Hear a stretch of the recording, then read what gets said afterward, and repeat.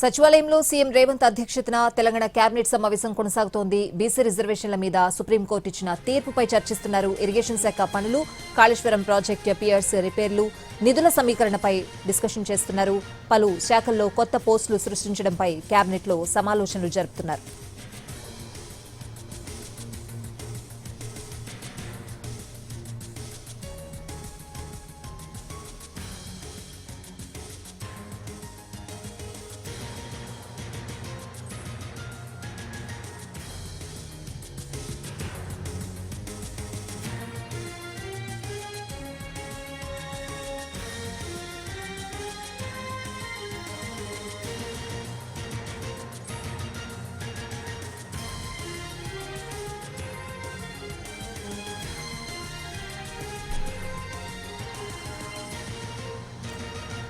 సచివాలయంలో సీఎం రేవంత్ అధ్యక్షతన తెలంగాణ కేబినెట్ సమావేశం కొనసాగుతోంది. బీసీ రిజర్వేషన్ల మీద సుప్రీంకోర్టు ఇచ్చిన తీర్పుపై ప్రస్తుతం చర్చిస్తున్నారు. దీంతో పాటు పలు అంశాలపై కూడా చర్చలు జరుగుతున్నాయి. ఇదే అంశానికి సంబంధించిన పూర్తి అప్డేట్స్ అడిగి తెలుసుకుందాం. మా ప్రతినిధి సుధీర్ లైవ్ లో ఉన్నారు. సుధీర్, ఏ అంశాలపై ప్రస్తుతం కేబినెట్ లో చర్చ జరుగుతోంది? ముఖ్యమంత్రి రేవంత్ రెడ్డి అధ్యక్షతన తెలంగాణ కేబినెట్ సమావేశం కాసేపు క్రితం సెక్రటేరియట్లోని 6వ అంతస్తులో ప్రారంభమైంది. ఈ సమావేశానికి కొండా సురేఖ మినహా, మంత్రి కొండా సురేఖ మినహా మిగతా కేబినెట్ సహచరులందరూ కూడా హాజరైనట్టుగా కూడా మనకు సమాచారం అవుతుంది.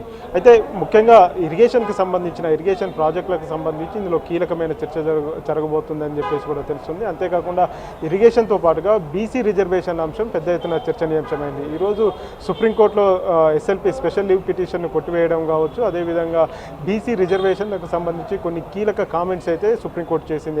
ఆ కామెంట్స్కు సంబంధించి తర్వాత ఏం చేయాలి అంటే తెలంగాణ రాష్ట్రంలో స్థానిక సంస్థల ఎన్నికల నిర్వహణ ఏ విధంగా ఉండబోతుంది అనే విషయానికి సంబంధించి కూడా ముఖ్యమంత్రి రేవంత్ రెడ్డి మిగతా సహచర మంత్రులతోటి వారి అభిప్రాయాలు, సలహాలు, సూచనలు తీసుకునే అవకాశం అయితే కనిపిస్తుంది. అంతకంటే ముందు కేబినెట్ సమావేశానికి కంటే ముందు రాష్ట్ర అడ్వకేట్ జనరల్ సుదర్శన్ రెడ్డి తోటి ముఖ్యమంత్రి రేవంత్ రెడ్డి సమావేశమయ్యారు. సుప్రీంకోర్టులో కావచ్చు, హైకోర్టులో జరిగిన వాదనలు ఏవైతే ఉన్నాయో బీసీ రిజర్వేషన్లకు సంబంధించి తెలంగాణ రాష్ట్ర ప్రభుత్వం విడుదల చేసిన జీవో నెంబర్ 9 ఏదైతే ఉందో, జీవో నెంబర్ 9 కావచ్చు, అదేవిధంగా జీవో నెంబర్ 41, 42 ఈ 3 జీవోల మీద హైకోర్టు స్టే ఇచ్చింది. ఈ నేపథ్యంలోనే రాష్ట్ర ప్రభుత్వం సుప్రీంకోర్టులో స్పెషల్ లీవ్ పిటిషన్ దాఖలు చేయడం జరిగింది. అది ఈరోజు చర్చకు వచ్చింది. అదేవిధంగా దాని మీద పూర్తి స్థాయిలో విచారణ జరిగింది.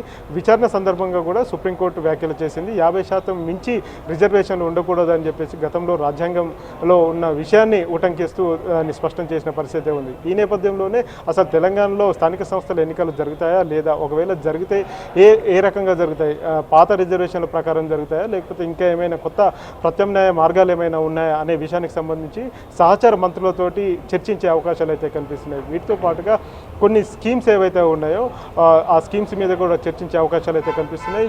టీ ఫైబర్కి సంబంధించి దాన్ని విస్తరణ చేసే అంశం కావచ్చు, మేడిగడ్డ అన్నారం, సుందిల్లకు సంబంధించిన బ్యారేజీల పియర్స్ కుంగుబాటుకు గురయ్యాయి.